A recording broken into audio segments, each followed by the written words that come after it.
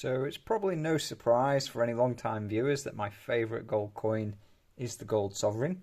It makes a lot of sense here in the UK, but also, you know, as coins go, there is many choices, and I just feel like it is the best balance between all the available options.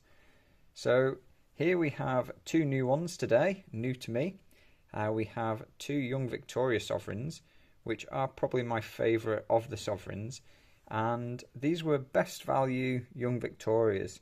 You'll notice this one on the right is in fact a shield sovereign. So when I've talked about best value sovereigns in the past, I've said, it's normally you're just going to get literally that, the best value sovereign that the dealer has. It's unlikely you would gain a shield. You'd more likely pay a premium for those. A lot of dealers do list those separately. On this occasion, I got a shield in the best value range. So this one is not a shield, this one on the left. We have two different dates. Let me just get those a bit closer. So we have an 1886, which is the standard Georgian dragon design. So on the front of the coin, we obviously have Young Victoria on both. And you'll see up on the left we have the M for Melbourne mint mark. And on the right we don't have the mint mark there, we just have the date 1863. And yeah, there we go. So Young Victoria is, like I say, a popular sovereign, and I don't know anyone that would turn down a shield if they had the choice, but maybe some people would. Maybe some people prefer George and the Dragon. So the thing to look for when you're buying these Victoria sovereigns is the first part of the coin to get some wear is usually the higher points, like it is on any coin. So in particular, you'll notice in the hair, if your Victoria sovereign looks like she's bald or just has, one smooth like head, basically, then it's not really going to fetch a collector premium. But it might just be nice that you have a shield in your stack, So depending on the price that you're paying, that could be okay. But I wouldn't expect to pay more to get, a bald Victoria with no hair. So you want detail in the hair if you can. And also on the shields, these lions. So it's not, going to be a shield I'd send for grading, for example. But it is still attractive enough to appreciate the detail. So they're often called shield backs because obviously the shield is on the back of the coin. The front of the coin is obviously with the portrait of Young Victoria. So I would pick these sovereigns up all day. Just while we're here, I have a more modern shield sovereign here.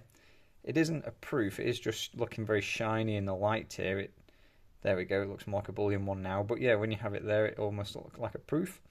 So this is the modern shield sovereign, 2002, which was commemorating one of Queen Elizabeth's Jubilee years, sorry.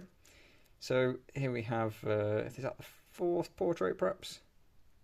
And like I say, we have Young Victoria here. So you'll notice with the Young Victoria sovereigns, when you rotate the coin, you'll end up with the shield upside down, as opposed to the more modern ones where you would rotate and it would be the correct way up. So obviously it flips a bit like a buffalo would, or I think peace dollars, Morgan dollars would also flip as well. So if you're familiar with those, that is the alignment. So don't worry. I know when I first got my first one, I was like, oh, hang on, what's happening here? Why is that different to all my other sovereigns? But now, yeah, I've come to know that is the norm, and obviously not worried. So I have quite a collection of shields actually, and I'd say amongst the sovereigns, they do seem to be like the more popular coins. They always, tend to sell quite quickly if they're at a reasonable premium, and you do get people paying rather handsome premiums for the collectible grades and things like that. So most of these have come in like not in best value coins, but in like best value shields, if you like. So not really paid a great premium for the coins, although some I did buy when spot prices were lower. So my average cost on the shields is pretty good, to be honest. Pretty happy. And Young Victorias, you do sometimes get those in best value. It's not totally uncommon, so it is rare, but it does happen. So overall, shields, I would pick them up if you get the opportunity to get a nice example at a good premium. In terms of premiums at the moment, we're seeing sovereigns commanding quite a premium over, over the bullion spot price. Maybe supply and demand, not sure. But, usually we'd be able to get these at 3 to 5% premiums, or sovereigns in general, sorry.